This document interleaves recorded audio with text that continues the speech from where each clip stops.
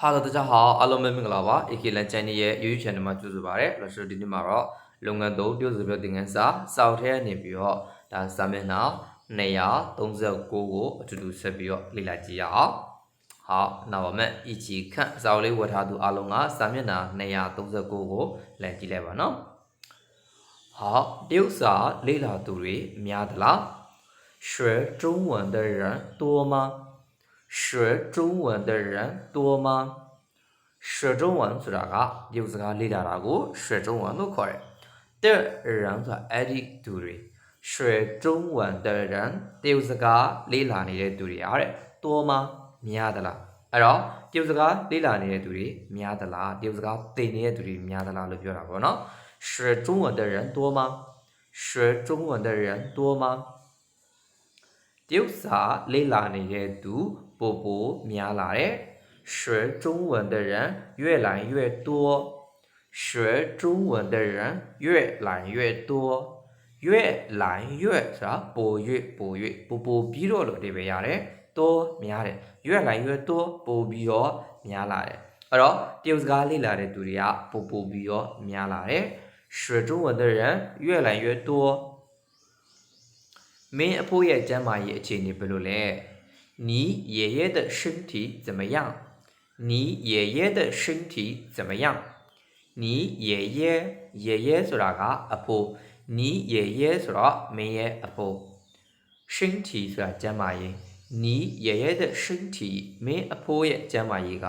怎么样အခြေအနေဘယ်လိုရှိလဲဒါကြောင့်မင်းအဖိုးရဲ့အခြေအနေဘယ်လိုရှိလဲဆိုရင်你爷爷的身体怎么样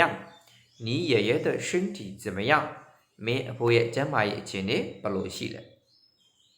ငါအဖိုးရဲ့ကျန်းမာရေးဟာပိုကောင်းလာပြီ我爷爷的身体越来越好多了我爷爷的身体越来越好多了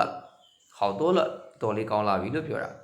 အဲ့တော့ငါအဖိုးရဲ့ကျန်းမာရေးကအတော်လေးကောင်းလာပြီ我爷爷的身体越来越好多了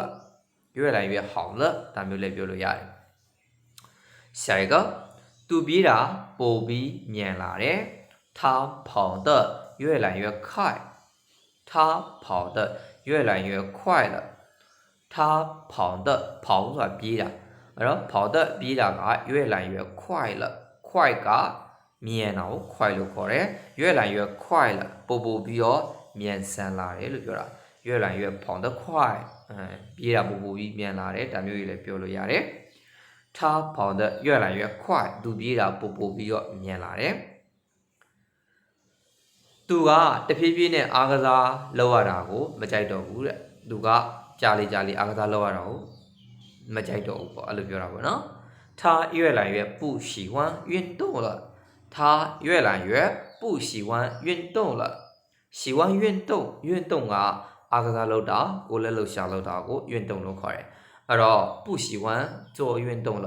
အားကစားလုပ်ရတာကိုမကြိုက်တော့ဘူးလို့ပြောတာဒါကြောင့်သူကတဖြည်းဖြည်းနဲ့အားကစားလုပ်ရတာကိုမကြိုက်တော့ဘူးဆိုရင်他越来越不喜欢做运动了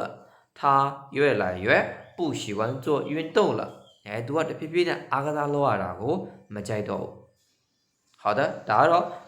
လုပ်ငန်းသုံးတရုတ်စကားပြောသင်ခန်းစာစာအုပ်ထဲနေပြီးစာမျက်နှာ280နဲ့